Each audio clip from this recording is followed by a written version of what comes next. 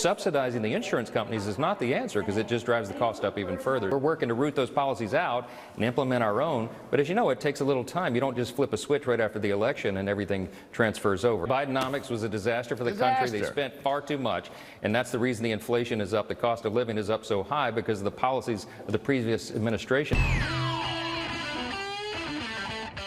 Let's hop into a few clips of MAGA Mike Johnson on Fox News continuing his damage control after the Trump-led shutdown and attacks on food stamps and healthcare. So if you can, leave us a like on the video. It helps us out a ton. We really want to get to 30,000 subscribers, and let's just get right to the mat. Bidenomics was a disaster for the country. They spent far too much, and that's the reason the inflation is up, the cost of living is up so high because of the policies of the previous administration. Now, we're working to root those policies out and implement our own, but as you know, it takes a little time. You don't just flip a switch right after the election and everything transfers over. So more of this, the more time that goes by, the more they'll feel the positive effects of what we've done. We are restoring common sense and fiscal responsibility to government. Yeah, guys, 10 months in and it's still Biden's fault. But in Biden's term, when we were 10 months in and we had high inflation, well, that was also Biden's fault. That couldn't have possibly been because of Trump policies. These clowns can't even have that logical consistency. Inflation was under 3% and trending down when Biden left office. It's now above 3% and trending up. Obviously, MAGA policies changed that trajectory. It's not the ghost of Biden. Ooh, 10 months later. And fiscal responsibility, are you like kidding? They just signed over $3 trillion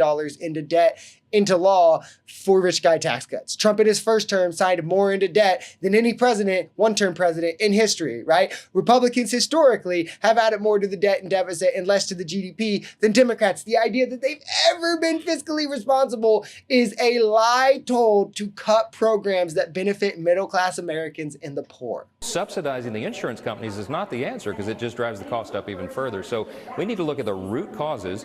The Republican Party is the party that is working on that, has been working on it, and has more ideas going forward. We got to bring down the costs, and you can do that in a responsible way that also increases access and quality of care. And we got notebooks full of ideas on how to do that. We got to build consensus around it. Let's just be all the way clear here. Republicans had the House from 2011 to 2015. They had a trifecta from 2016 to 2018. They had the House from 2022 to 2024. And they again have a trifecta. And between that from 2018 to 2020, they also had the House. Now, in this time of which Obamacare has existed that entirety, Republicans have put forth exactly 0 healthcare bills. Literally not a single one. You can't make that up. They won't even publicly state a plan that they commit to. They won't commit to any plan. And Trump could only say he had concepts when he was called out at the debate. The idea that they have notebooks is so obviously untrue.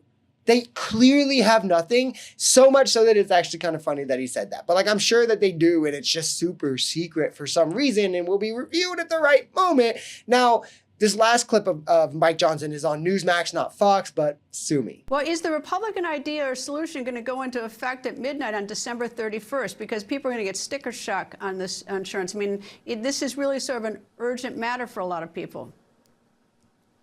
Yeah, it's an urgent matter for us, and it has been, which is why we put it into the bill that we passed in the early summer, and the Democrats fought to take it out. So we're reintroducing some of these ideas. There's a lot of ideas on how to drive the cost down, and we have November and December to work on that. We're going to have to get a bipartisan consensus on some of this, and so we'll be presenting our ideas and putting them on the table. Translation, they're going to attempt to enact massive cuts to the ACA that in no way will help the program itself or those people on it. It'll just pull millions off of it, and when Democrats obviously refuse to do so, they will pretend that Democrats are unwilling to negotiate on true reform and it's their fault, thus they can't put forth any bills or vote on them. This is what they did with Medicaid, essentially. They kicked 15 million off, enacted cuts that will literally lead to hundreds of rural hospitals closing, and as a result they went, hey, we reformed Medicaid and helped everyone, even though prices for those on Medicaid are objectively now set to go up, but it won't be till after the midterm so they can lie for this election. And again, it's also going to be less accessible for millions. It's the thing that funds nearly half the births in this country.